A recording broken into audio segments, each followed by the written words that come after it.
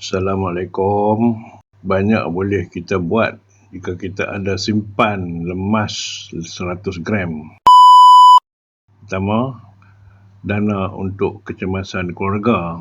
100 gram emas bernilai lebih kurang RM60K dan cukup untuk bantu keluarga ketika terdesak, hilang kerja, kereta rosak, kos rawatan dan lain-lain. Nilai emas kekal dan kalis inflasi.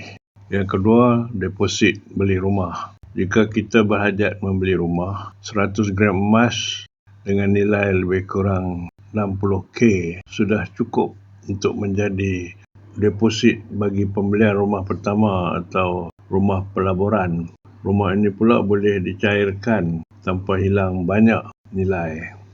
Yang ketiga, tabungan pendidikan anak-anak. Anak-anak yang mencapai umur masuki universiti perlukan modal dan boleh digunakan simpanan emas ini untuk persediaan mereka ke universiti.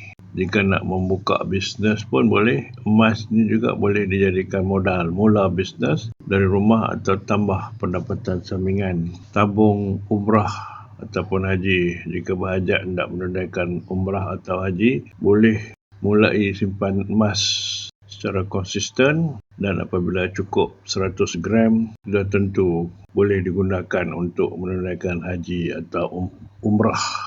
Yang lainnya yang paling mustahak ialah simpanan persaraan. Simpanan emas adalah jangka panjang dan jika ianya konsisten untuk selama 10 ke 20 tahun, boleh menjadi pelindung kos hidup masa tua nanti.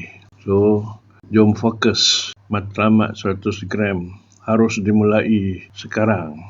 Jika anda berminat untuk saya membantu, sila hubungi saya. Terima kasih.